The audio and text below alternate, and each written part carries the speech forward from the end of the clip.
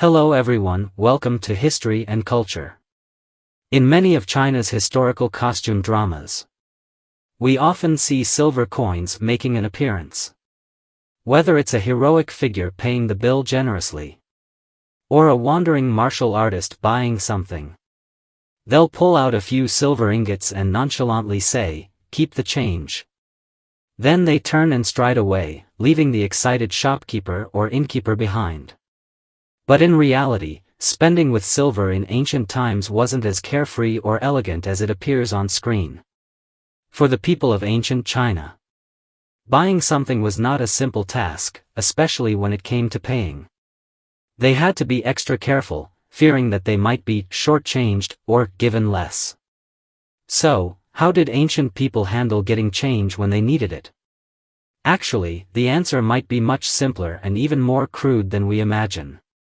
According to relevant experts, when it comes to the history of silver as currency, it's important to first clarify one point. Silver was not as widely circulated in ancient times as depicted in costume dramas. Though in dramas, the protagonists always seem to casually take out a few ingots of silver to settle their bills. In reality, silver was not commonly used as currency. Silver is a precious metal, second in value only to gold, so its denomination was very high. And it was typically used for the exchange of valuable goods or large transactions. Ordinary people rarely had access to it in their daily lives. To put it in modern terms, silver would be like a check for 100,000 renminbi, about $13,736 today. This check is very useful for financial transactions.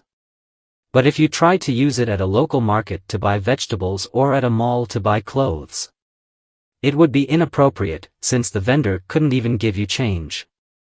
Since the Qing dynasty, silver had not entered the everyday currency market, and gold and copper coins were the mainstream currencies in circulation at that time. It wasn't until the Western Han dynasty, with the opening of the Silk Road and the rise of foreign trade, that silver began to flow into the Chinese market. However, even then, silver was still mainly used in transactions involving large quantities of goods or precious items. And ordinary people rarely saw it. So, why did silver become the currency that everyone could pull out in historical dramas? This dates back to the Tang dynasty. During the Tang dynasty, foreign trade became more prosperous, and large amounts of silver from around the world flowed into China. The changing supply and demand led to an increase in the amount of silver, and its value began to decrease. During this period, silver, although still a high-denomination currency, gradually began circulating in the form of silver ingots. However, its circulation was still not widespread, and most people still could not use it for daily payments.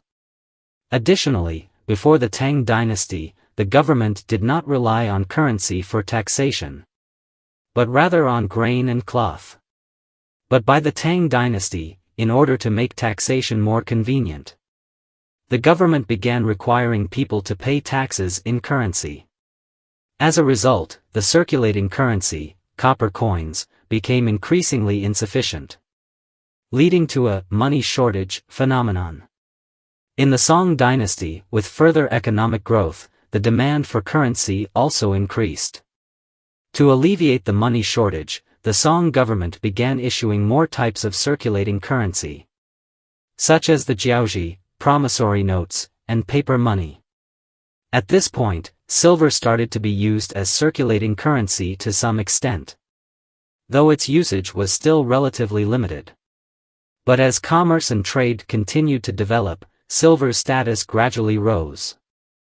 And by the Yuan, Ming, and Qing dynasties, silver had truly become the main circulating currency. And even ordinary people could easily pull it out for everyday payments. This shift was a result of the prosperous commercial trade during the Tang and Song dynasties and the accumulation of silver reserves. Especially during the Ming and Qing dynasties, Europe had a huge demand for Chinese goods. while China had relatively little demand for European goods, which led to large amounts of European silver flowing into China, making China the world's largest silver circulating nation for a time, earning it the title of the Silver Empire. Therefore, whether they were high-ranking officials or ordinary people, everyone carried some silver ingots, silver yuan bao, or even pieces of silver. Since silver is a metal that can be minted, its shape, size, and weight vary, which led to a problem: how could people get change when paying with silver? According to historical records, the issue of making change for silver was actually considered, and the ancient government decided to use silver as a circulating currency, as silver was a precious metal with relatively high denominations. It couldn't be directly used for small transactions. To facilitate making change, both the government and the public adopted some clever solutions. First, most silver minted by the government was designed to be easily divisible. Some edges of the silver ingots were made particularly thin, so that they could be easily broken off by hand when needed, making it easier to give change during transactions. In other words, these silver ingots were essentially pre-designed to allow for change. Moreover, the government allowed the public to mint their own silver at money or silver shops, and even permitted individuals to design silver coins in different shapes according to their needs. For example, in Dream of the Red Chamber, it is mentioned that the Jia family once minted silver coins shaped like plum blossoms and begonia flowers as New Year's gifts. Today, these could even be considered as special commemorative coins. Allowing the public to mint their own silver also somewhat solved the issue of making change.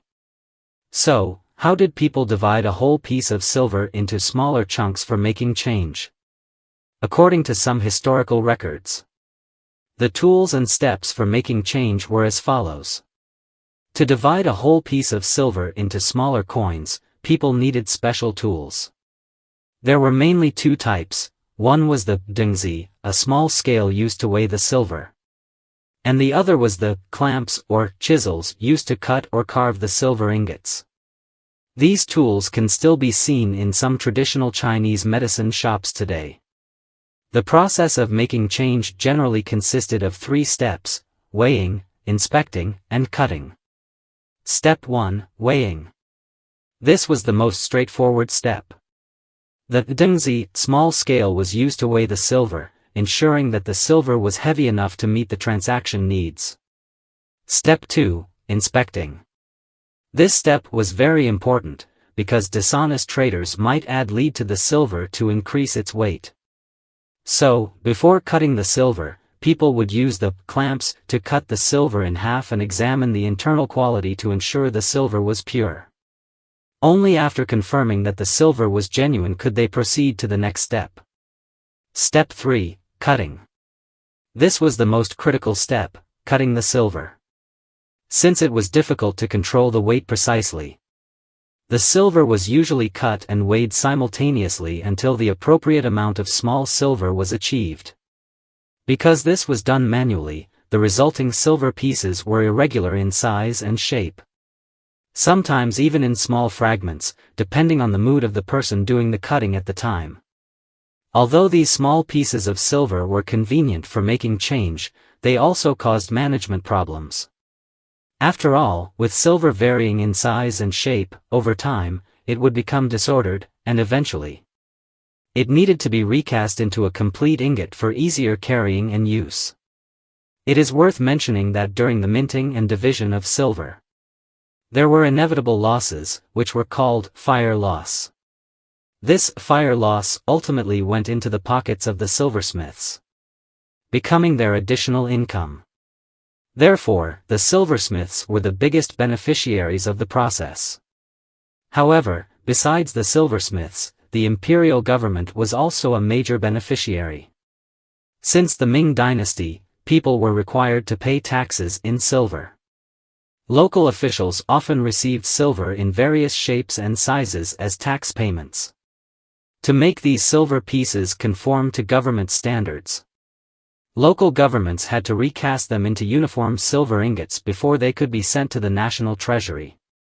The fire loss that occurred during this process was naturally borne by the common people. As a result, the government not only collected taxes but also earned extra profits from the losses during minting. Thus, the process of making change with silver in ancient times was not as simple as we might imagine today. Whether through the government's easily divisible silver or privately minted silver coins, making change required certain skills and tools, and each step needed to be performed with great care. Behind these transactions, the silversmiths and the government were the biggest beneficiaries, earning considerable profits from fire loss. This is the History and Culture channel. Liking and subscribing are the greatest help and support to us. Thank you everyone and see you in the next time.